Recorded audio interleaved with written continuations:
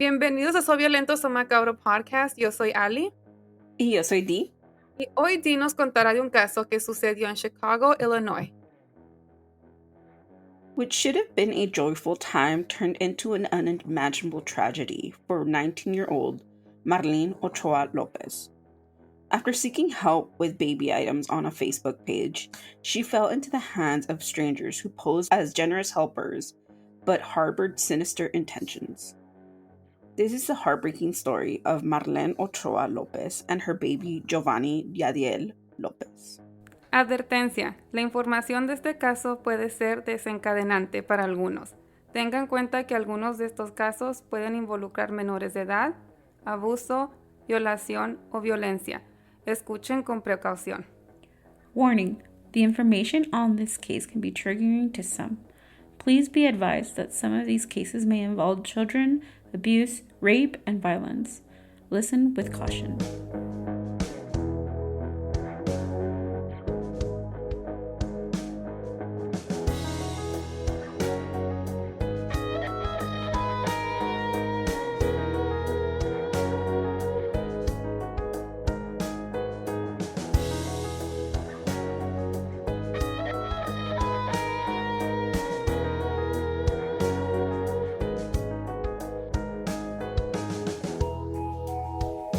Gracias a todos por las oraciones, más que nada, para que nos mantengamos pues fuertes en estos momentos tan difíciles.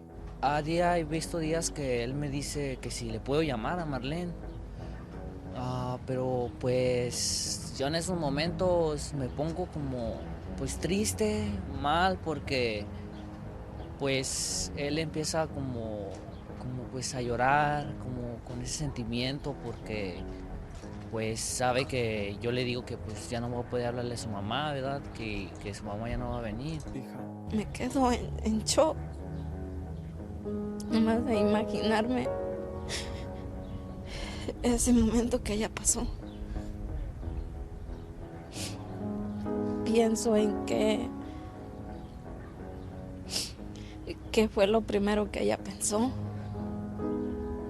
en su mente el día que le arrebataron la vida. Marlen Ochoa-Lopez was born on November 16, 1999 in Guerrero to Arnolfo Ochoa and Raquel Uriostegui. When she was around 2 years old, her father immigrated to the U.S. to establish himself in Chicago, Illinois. Shortly after, he raised enough money to bring Raquel to the U.S. During this time, it was very difficult to bring both of them at the same time. So he decided to only bring Raquel in order for them to gather enough money, establish themselves economically, and then bring Marlen to the US. There's still not a lot of things that are known about them, but they do know that she had other children. They both had other children, but they stayed in Mexico because they were older, they didn't want to leave. So they just decided to bring Marlen to the US. According to her mother, they were all really close. When she lived in the US, she constantly was telling Arnolfo, I miss my daughter, I want my daughter here. She was very persistent at the fact that she wanted her daughter here because she missed her, and she was 2 years old, so she was still a toddler. So she begged and begged, and after 6 months they decided to bring Marlen to the US. According to her mother, the relationship just kind of fizzled out for a few years after bringing Marlen to the US. So Raquel and Marlen moved to Des Moines, Iowa, and Arnaldo stayed in Chicago. Even though they both live in different states and different cities, they still kept in contact. They would drive back and forth or visit each other during holidays or vacation. And, it was working out for them. So, they enjoyed their time with each family member.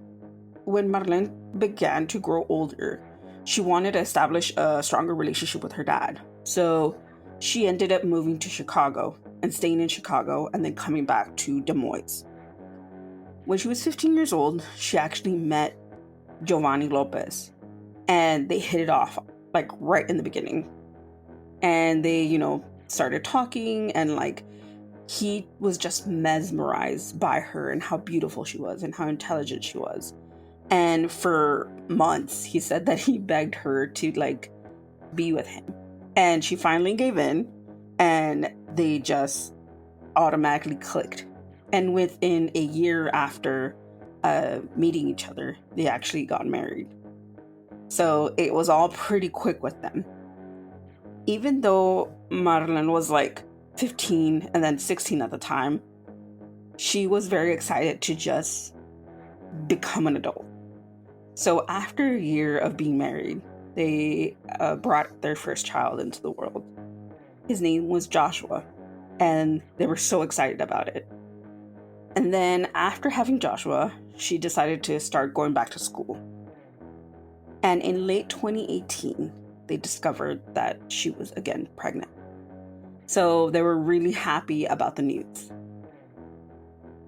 Yovanny describes Marlen as being beautiful, hardworking, studious, and intelligent woman. He also said that she was the most wonderful mother, that she would do everything and anything for her child, and even for the unborn baby. He said that whenever they were together, he would say like, "Oh, the baby's kicking," or "The baby, has me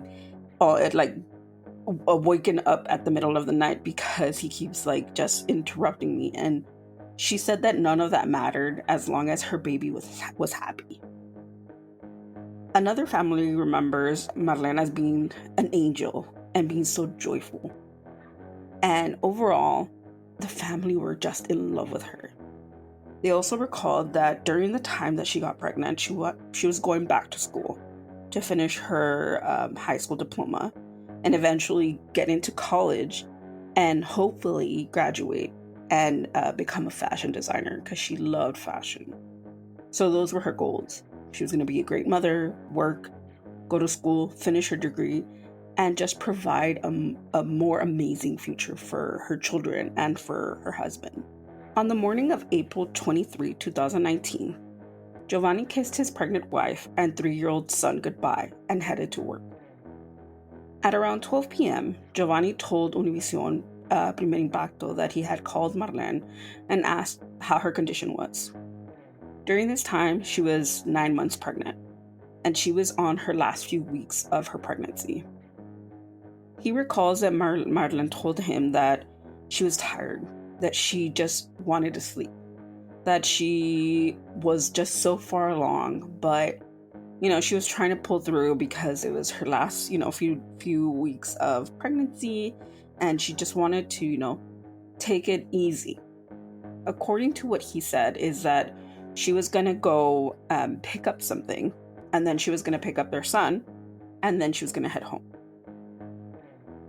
According to documents, Marlen was last seen exiting the Latino Youth High School in Little Village. However, by 2 p.m., the daycare center where Joshua was at called Yovanny and told him if they could pick up Yovanny because Marlen didn't end up picking him. After returning home with his son, Yovanny waited to see if Marlen would show up. He assumed that she probably got sidetracked doing something and just forgot to pick up Joshua from daycare. However, hours passed and he began to worry. He said that he would call her and she wouldn't answer.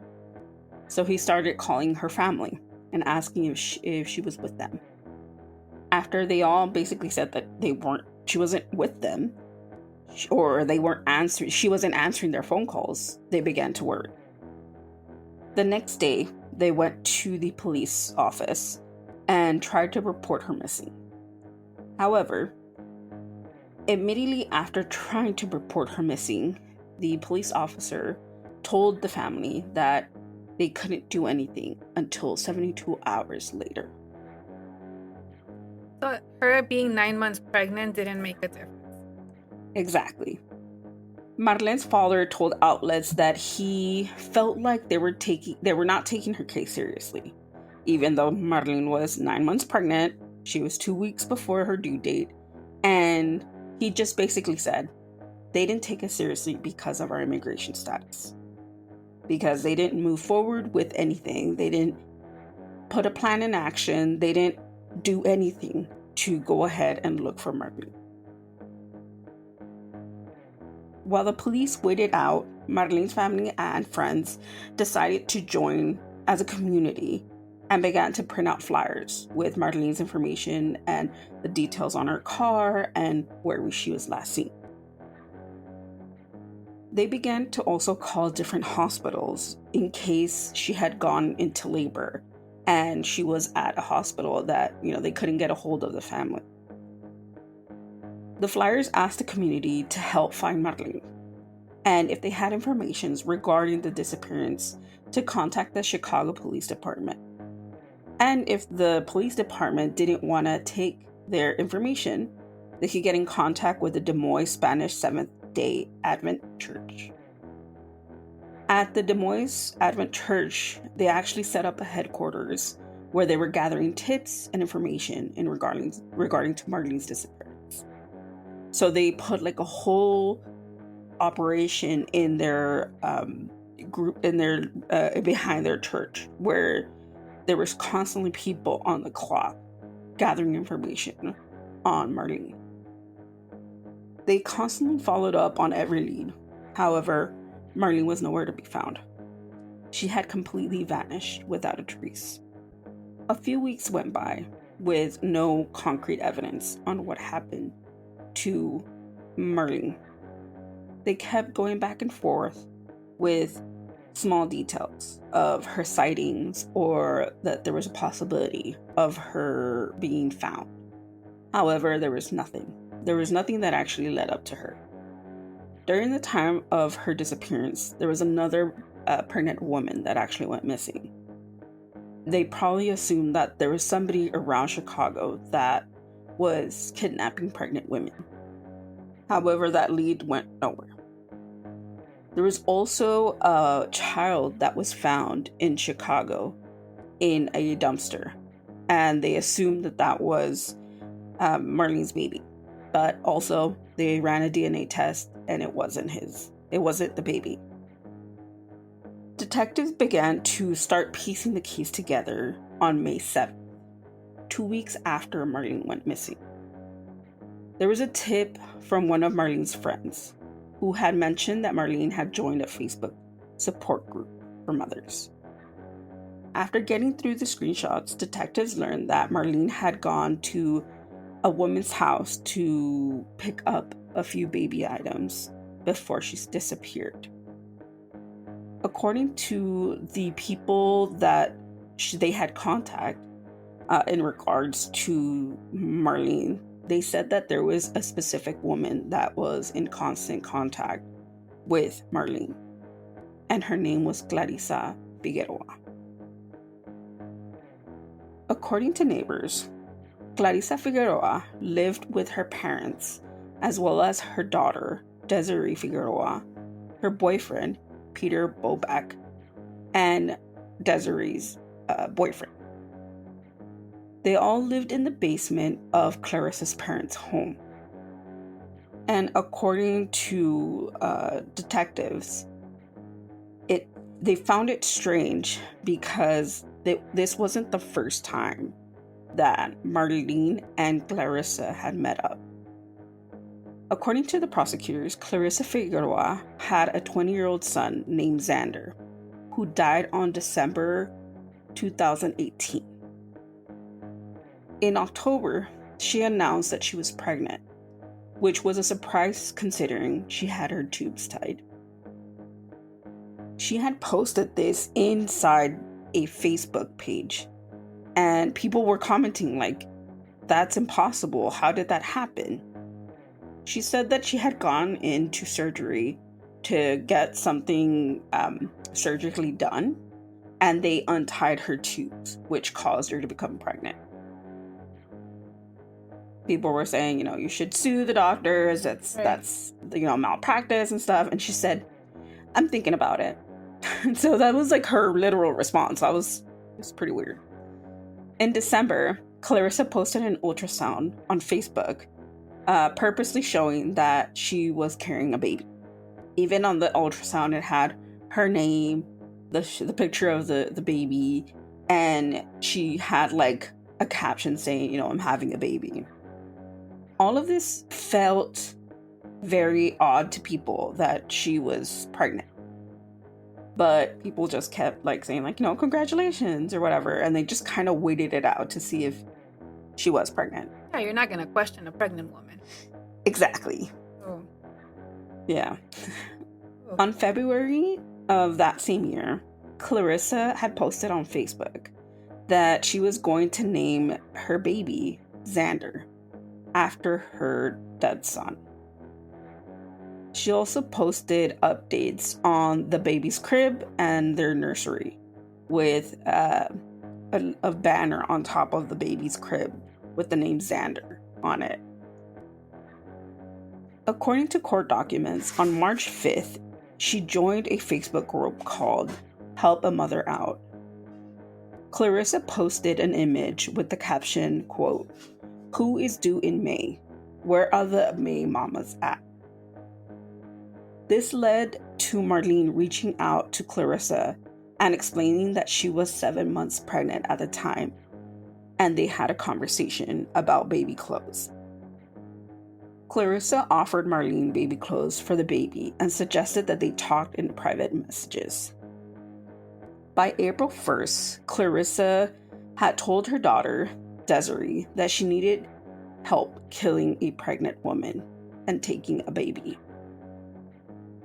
During the first few days in April, Marlen came over to Clarissa's home to collect baby clothes in a swing and other items.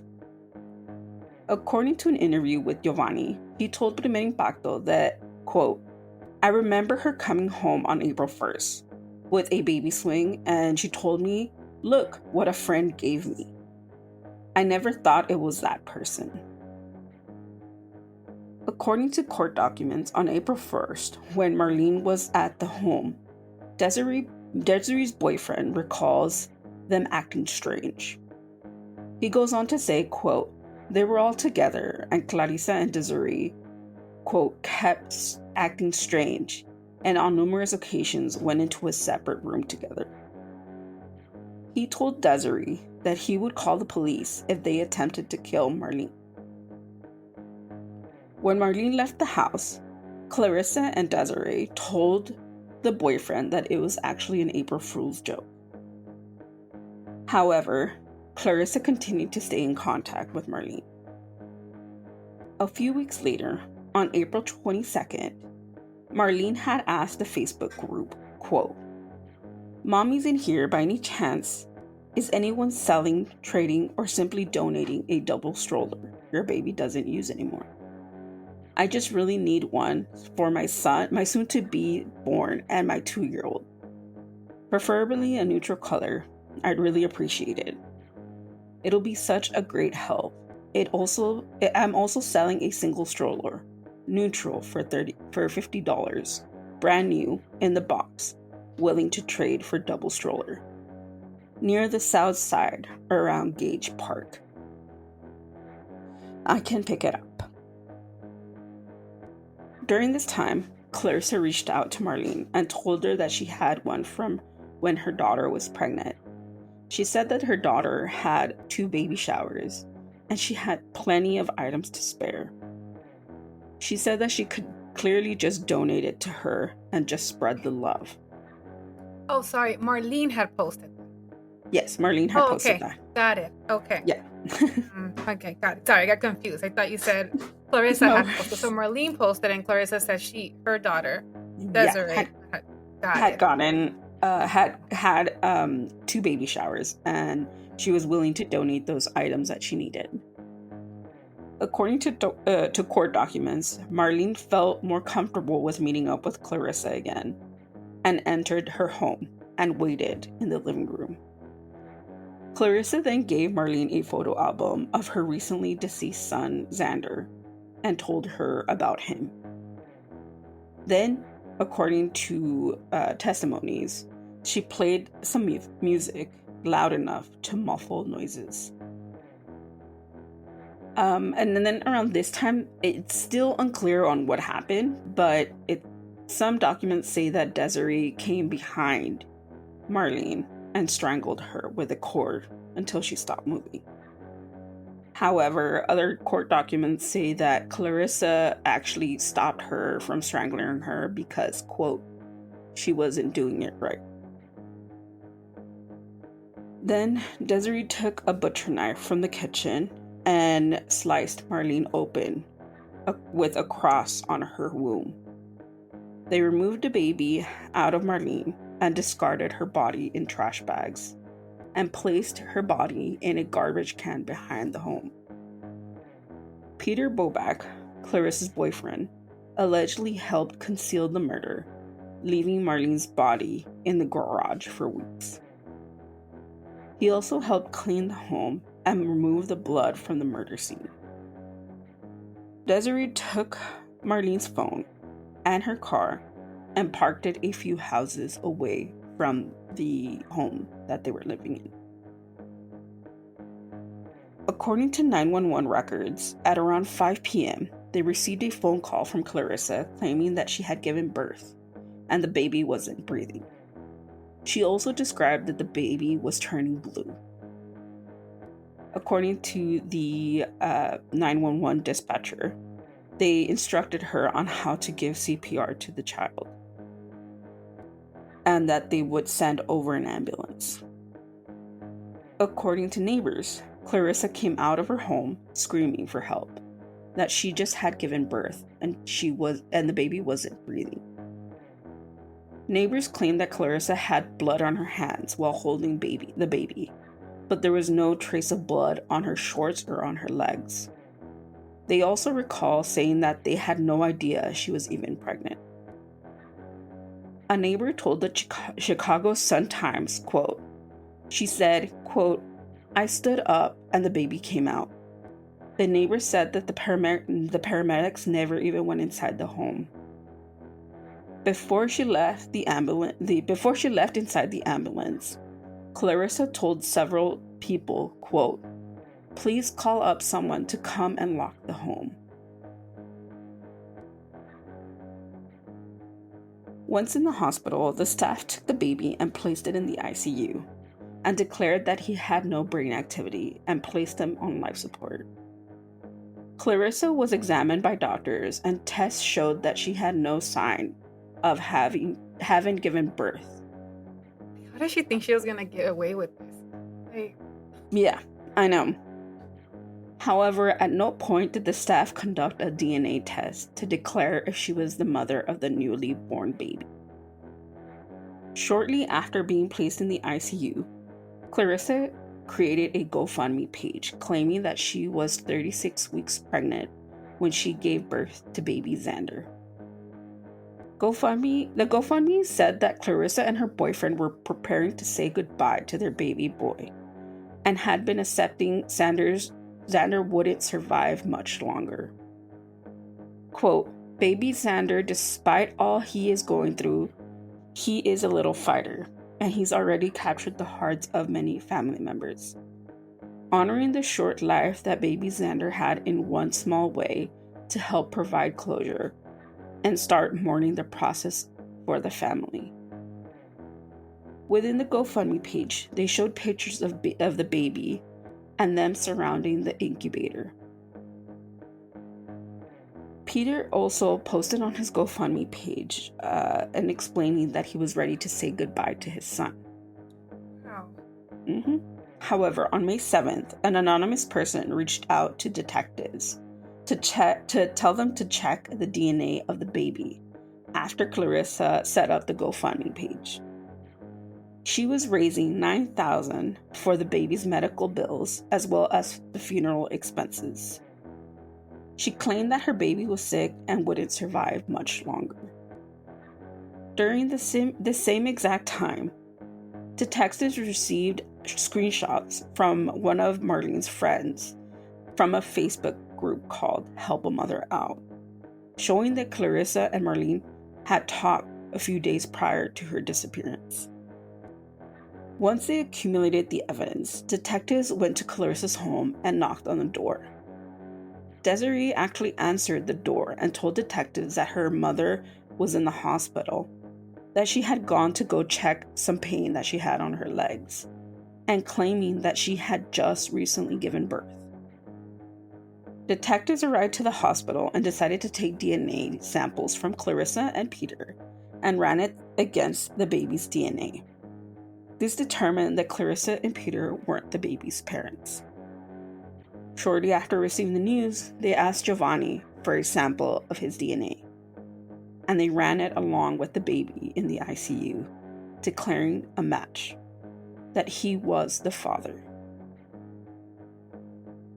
Shortly after finding out that his baby was in the ICU, he changed the baby's name from Xander to Yovanny Jadiel Lopez in honor of Marlen, because that is the name they had chose for their son. Detectives were now on the search for Marlen. They began their investigation back at Clarissa's home. Once they arrived, they found that Peter was washing down a rug in the backyard of the home. Once he saw the police, he dropped the hose and walked away from the rug. Police began to search the fire pit that was in the middle of the courtyard to look for any evidence. They also went around the home to see if they would find any trace of blood or evidence related to Marlen. A detective ended up looking through the trash cans and found the decomposed remains in a trash bag inside one of the trash cans. They determined that the remains were of Marlen. Shortly after finding the remains, they ended up detaining 4 people at the Figueroa home. They ended up booking Clarissa Figueroa, Peter Boback, and Desiree Figueroa, as well as Desiree's boyfriend. During the investigation, they learned about Clarissa's son's death, her infatuation of becoming a mother, and what she was doing in order to get a baby. They dismissed Desiree's boyfriend once they found out that he had nothing to do with the murder. However, when booking Desiree, they found out that she was actually 4 months pregnant. Neighbors also recall seeing that someone that resembled Marlen around the day of her disappearance was in the neighborhood, as well as seeing her car.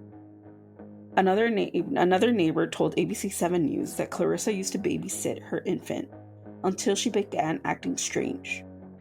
Quote, "She told me how she was getting really attached to my baby, how she couldn't wait to be a mom again. She said that she needed money because she was having a new baby. She told me that she was due in May." Clarissa Figueroa pleaded guilty for the murder of Marlen and was sentenced to 50 years in prison. Desiree Figueroa pleaded guilty to murder and was sentenced to 30 years. And Peter Boback accepted a plea deal on concealing a homicide and was sentenced to 4 years in prison. 4 years? 4 years. I thought 50 was a little. I know. According to the family spokesperson, they were very upset at the fact that Peter Boback had only received 4 years. But technically, based on the evidence and everything, they said that he didn't know about the murder, even though he was the one cleaning after all their mess. But he ended up getting 4 years because he helped them connect the dots when it came to the case.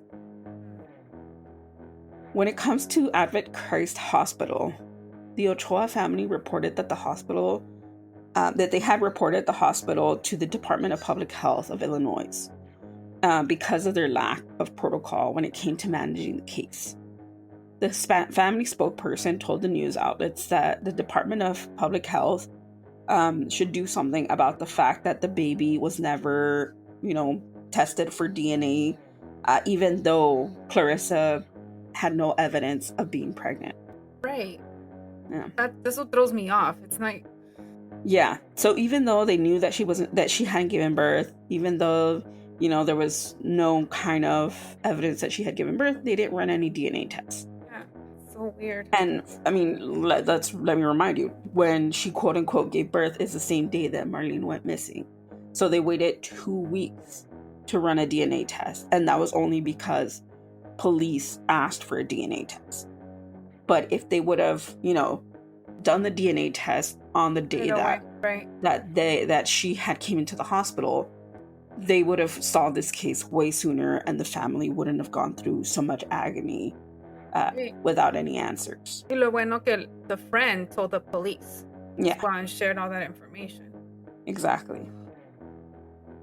However, the lawyers tell Univision that the hospital didn't check the DNA sample of the baby when he was brought into the hospital, even though Clarissa didn't show any signs of being pregnant.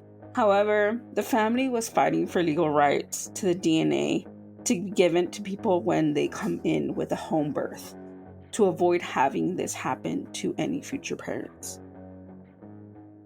As of now, Marlene's parents, Yovanny, and her 7-year-old son, Joshua Lopez, are honoring Marlene and baby Yovanny by collecting and donating baby products to those in need in their community. They try to do these type of community actions every 6 months since the murder of Marlene, to help parents in need from having to do these, riskful task of reaching out to people online that they don't know, and, having this situation happen again. Even though it's been 5 years and it took this long to get a final trial when it comes to Clarissa, Desiree, and Peter, they finally received the sentence that they deserve. Although it wasn't the proper justice that the family wanted, they still are in jail and serving their sentence. Our hearts go out to Marlene's parents, to Yovanny, to Joshua, and to all of those people that were part of solving Marlene's case, as well as those who have been severely affected by her murder. This is a tragic case of Marlen Ochoa-Lopez and baby Yovanny Jadiel Lopez. Pues era la esperanza que yo tenía, sabemos de que era algo, pues por último que Marlen nos había dejado, ¿verdad? Que era su bebé. Pero ahora sabemos, pues está en la gracia de Dios y bebé Yovanny ahora está con su mamá. Es una herida que ni siquiera llega a cicatrizar.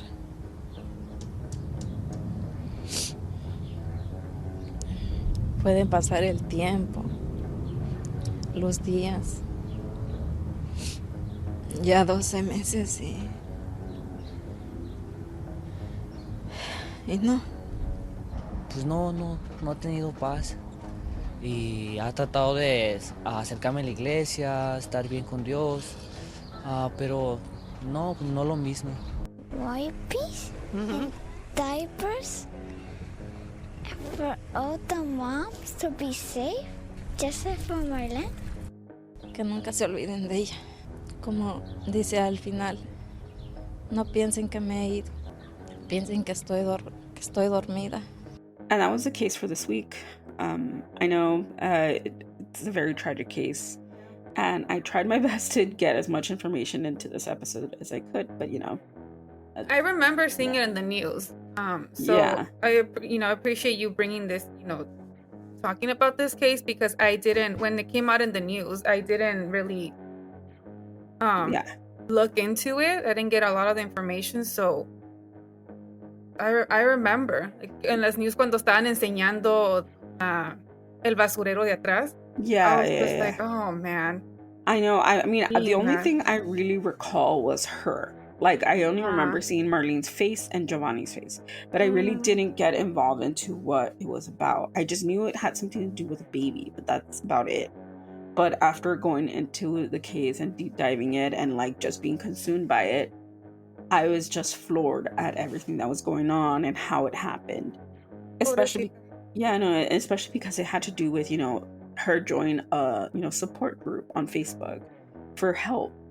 And I had seen a lot of people mention the fact that she went by herself to meet up with these people. And, for me, it's almost like kind of a little bit of a victim blaming situation where I'm just like, it wasn't her fault, She went in there with, assuming that these people were, generous and very kind. Good. She didn't know the malice that Clarissa had in mind, you know? So for me, it's like, yeah, we shouldn't, you know, meet people online without being in public or without like having somebody else, you know, with us. But it's still very heartbreaking that she went into this with, you know, the best of intentions. Yeah, aprovechó de su inocencia. Exactly. Yeah. So I'm glad these people are in jail. Yeah, I am also too. And if you ever have a chance to go in and like look at the court documents about them, it's like you just wish you could like go into the screen and just like punch them in the face, because even throughout this whole process, they almost seem like they had no fucking sense of remorse. So, yeah, my heart goes out to the family and to Yovanny especially, that he has to raise, you know, their son, and try to teach him about, you know, his mother and like keeping her alive. Yeah. So yeah, let us know what you think about this case. We will have the links to all of the links to the case in the description below if you want to check it out. If you want to listen to the rest of our 134 episodes, am I right? I think it's 134. I will have to check. I'm pretty sure it's 134 episodes now. It is. It's 134. I was gonna say 140, but it's because I was listening to el podcast de the one from New Girl. Yes. I know what you're talking about. Winston, yes. Right? No, el otro, el de, oh my God, why am I? Nick? Yes, but the podcast, yeah, he has a podcast. And I was listening to it, and they were like at 140. I was just listening to it earlier, so in my head, I'm like, wait, we're 142. Yeah, but no. Sorry. Yes. Yeah, no, it's fine. So it's 134 episodes. Yes. We're not at 140 yet. We're 134. Yeah. This is 135th. Yeah, this is our 135th episode. So if you want to listen to the rest of the 134 episodes, you can look for us on Spotify, Apple Podcasts, Amazon Music, or wherever you stream podcasts. Just type in Serventes Macabro Podcast and you can find our whole catalog there. If you want to talk about this episode or any details that you might have about this episode, follow us and leave a comment on our Instagram, our Twitter, or X as it's known now, our Threads, our Blue Sky, and TikTok for like another couple of days because we don't know what's going on with TikTok, and our YouTube, because we have a YouTube about, you know, our latest cases up on our YouTube channel, so you could leave a comment on our shorts or on our YouTube episode. Just type in Serventes Macabro Podcast. Also, and I forgot, we do have a Facebook, so you can go on Facebook and a leave comments there. No, I haven't created a MySpace. I'm sorry. But yeah, I knew it. But yeah, you can follow us there. Leave comments, DMs, suggestions for new cases, please. We would really appreciate it, because we want to know what you guys want to see, and we want to know what you guys want to hear about. And if you guys leave suggestions, we will incorporate them into our upcoming episodes. But yeah, anything else? No, that's it. Yeah. Okay, we're caught up with all of that. But we do want to mention one little thing. If you don't follow us on Instagram, you might have not seen our video, but we told you guys on that clip that we weren't going to have an episode last week because of the fires. Even though we aren't directly hit by the fires, as in like personally, it still was very draining. It was still very in our minds, and it still is. Emotional roller coaster. It still is. I mean, we get notifications from the Watch Duty app and information from our phones from like alerts and stuff. So we're constantly being bombarded with text messages and information, even on the news, on Instagram, on TikTok, on every platform. So we kind of felt a little bit draining when it came to that. We're also hosting a donation fund. If you want to donate any money, donate any supplies, just let us know, and we'll send you the links to our Zelle and to our Venmo, where you can donate to any of the causes. Again, there is no you don't have to do it, but if you feel inclined to do it, it would be amazing. Would appreciate it. Thank you to those that did check in on us, que nos mandaron mensajes to make sure that we were okay. Like Dee said, we're not directly in where it happened. Dee's closer to it. So we just want to say thank you for those that did check in on us. We really, really appreciate it. And I still feel like it's a nightmare. I feel like it's not happening. Just seeing these beautiful cities in LA and the beautiful people of LA and just seeing what's going on. It's just, it's heartbreaking. It is. And it's devastating. It is very devastating. And I think it's going to be a long time before, everything feels normal. But for now, we just want to say that, we're thankful for the first responders. We're thankful for the people that are donating their time, their money, and just donating to different organizations in the community, as well as people within the mental health field who are donating their time pro bono to support those that have been affected by the fires. Again, we will continue to share donation links, donation updates on our stories on Instagram and every other platform. We do have a couple of links in our link tree at the top of our link tree that will direct you to specific GoFundMe pages, as well as volunteering opportunities that you can join, or places that need donations. So if you guys feel inclined to do any of those, the links will be in our link tree, and we will also share them in our social platforms. But for now, I just want to say thank you so much for supporting us and for just for your wonderful messages, and for all of you who are supporting everything, everyone in LA. That's our focus right now, supporting as much as you can. And like what we said, si no pueden dar dinero, if you guys can't volunteer, we understand. But as long as you're sharing resources, we do want to thank all, like Dee said, all the ones that have been donating, the ones that are volunteering, but also those that are sharing the resources and checking in on your friends and family who do live in California and LA. Even if they're not directly in Palisades and Altadena, just make sure you check in on all your friends and family, because we're all going through it, and we're all suffering and going through in our own different way.